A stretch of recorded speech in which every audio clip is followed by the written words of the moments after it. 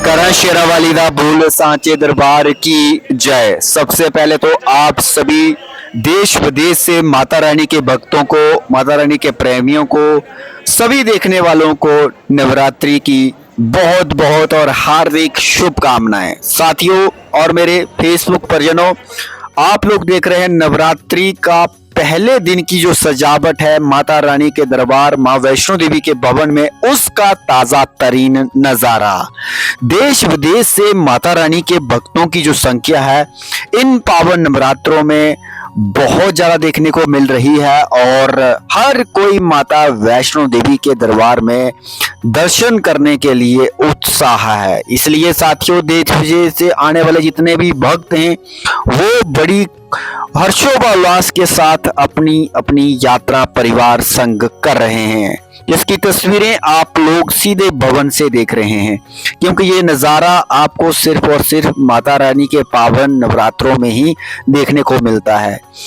देश विदेश से सजे हुए फूलों की सजावट से ये जो दरबार है बेस कैंप कटरा से लेकर भवन तक इसी प्रकार से रंग बरंग फूलों से सजा रहता है और भक्त इसका खूब आनंद लेते हैं। माता रानी के दर्शन करके यहाँ इंसान, माता रानी का जो भक्त है वो मंत्र मुक्त हो जाता है। ऐसे में साथियों, अगर आप भी आने वाले दिनों में खासकर नवरात्रों में माता वैष्णो देवी के दरबार में आ रहे हैं तो आपको भी इसी प्रकार से फूलों से सजा हुआ दरबार देखने को मिल सकता है, दर्शन करने को मिल सकते हैं। क्योंकि नवरात्रों में हालांकि जो एक यात्रा का आंकड़ा रहता है हैज कंपेयर टू नॉर्मल यात्रा से ज्यादा रहता है, लेकिन मैं फिर भी आप लोगों को यही सुझाव देना चाहता हूं कि सही प्लानिंग ही सही यात्रा मानी जाती है। इसलिए माता वैष्णो देवी के दरबार में जिसका भी बुलावा हो तो उसके दर्शन होने ही होने हैं।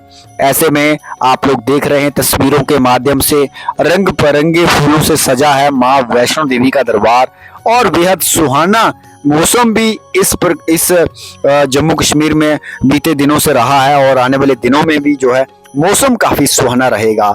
अगर आप भी आने वाले दिनों में आ रहे हैं तो अपनी अपनी यात्रा अपने अपने परिवार के संग ही कीजिए, क्योंकि यात्रा का जो आंकड़ा रहता है इन दिनों थोड़ा सा बढ़ोतरी की तरफ होता है। लेकिन आप सभी को बताना चाहता हूं कि अगर आप लोग सही प्लानिंग, सही दिशा से, सही गाइडेंस से करते हैं तो किसी प्रकार की कोई दिक्कत परेशानी नहीं है। हालांकि मैं आप सभी को कहना चाहता हूं कि जब आप परिवार के साथ आते हैं तो परिवार के साथ ही यात्रा कीजिए, क्योंकि बाहरी भीड़ के कारण जो है आगे पीछे बहुत सारे परिवार के सदस्य हो जाते हैं। ऐसे में फिर कहीं ना कहीं जो है टाइम वेस्टेज भी हो सकता है।